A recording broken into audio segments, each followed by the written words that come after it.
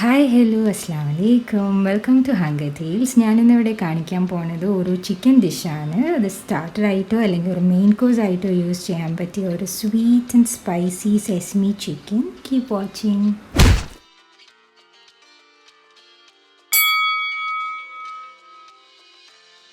ഞാനിവിടെ 600 grams boneless ചിക്കനാണ് എടുത്തിരിക്കുന്നത്. ഫസ്റ്റ് ചിക്കൻ നമുക്ക് മാരിനേറ്റ് ചെയ്തെടുക്കണം. അതിനായിട്ട് ചിക്കനിലേക്ക് 4 tablespoon ചില്ലി സോസ് ഇട്ട് വെക്കാം. അതിലേക്ക് 1 tablespoon ജിഞ്ചർ ഗാർലിക് പേസ്റ്റും ഒരു മുട്ടയും ആവശ്യത്തിന് ഉപ്പും ചേർത്ത് നന്നായി മിക്സാക്കി എടുക്കാം.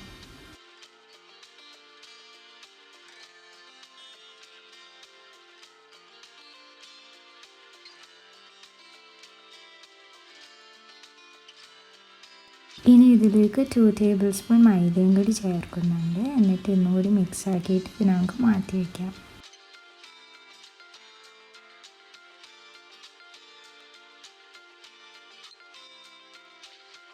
ഞാനിവിടെ 1 tablespoon സെസമി സീഡ്സ് എടുത്തിട്ടുണ്ട്.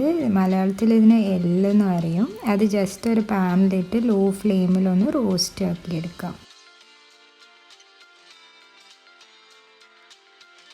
സെയിം പാനിലേക്ക് തന്നെ ഒരു 3 to 4 tablespoon ഓയിൽ ഒഴിച്ചിട്ട് നമുക്ക് ഈ മാരിനേറ്റ് ചെയ്ത് വെച്ച ചിക്കൻ ഓരോന്നായി എല്ലാ സൈഡ്സും ഒന്ന് ഫ്രൈ ആക്കി എടുക്കണം.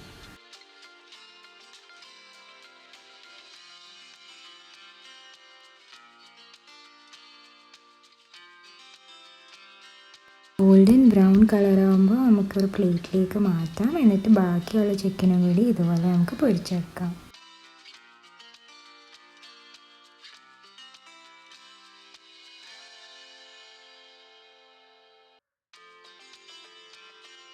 സെക്കൻഡ് ബാച്ച് ചിക്കൻ ഫ്രൈ ആയി കഴിയുമ്പോൾ നമ്മൾ ആദ്യം ഫ്രൈ ആക്കി വെച്ച ചിക്കനും കൂടി ചേർത്ത് കൊടുക്കാം. എന്നിട്ട് ഒരു 1/2 hour ഇത് അടച്ചു വെച്ചൊന്ന് കുക്കാക്കി എടുക്കാം. അപ്പോൾ ചിക്കനെല്ലാം നല്ല കുക്കായി വന്നിട്ടുണ്ട്. ഇനി ബാക്കിയുള്ള ഇൻഗ്രീഡിയൻസ് കൂടി ചേർത്ത് കൊടുക്കാം. 2 tablespoon ചില്ലി സോസും ഒരു 2 to 3 tablespoon സോയാ സോസും. ഇനി നന്നായി അതൊന്ന് മിക്സാക്കി എടുക്കാം. ഇനി ഇതിലേക്ക് ഒരു 1 teaspoon വിനീഗറും ഒരു 2 teaspoon കോൺഫ്ലവർ കലക്കിയതും ചേർത്ത് നന്നായിട്ടൊന്ന് മിക്സാക്കി എടുക്കാം. ലാസ്റ്റ് ഇതിലേക്ക് 2 to 3 tablespoon ഹണിയും ക്രഷ്ഡ് ചില്ലി ഫ്ലേക്സും ചേർത്ത് നന്നായിട്ടൊന്ന് സോട്ടാക്കി എടുക്കാം.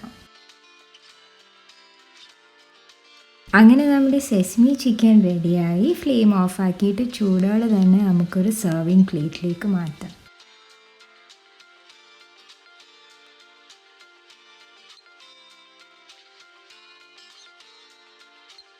ഇനി ചിക്കനിലേക്ക് നമ്മൾ റോസ്റ്റ് ആക്കി വെച്ച സെസ്മി സീഡ്സ് ഇട്ട് കൊടുക്കാം. അങ്ങനെ നമ്മുടെ sweet and spicy sesame chicken ഇവിടെ റെഡി ആയിരിക്കുകയാണ്. കുട്ടികൾക്കും വലിയവർക്കും ഒരേപോലെ ഇഷ്ടപ്പെടുന്ന ഒരു ഡിഷാണ്. തീർച്ചയായും ഇതെല്ലാവരും ട്രൈ ചെയ്ത് നോക്കണം.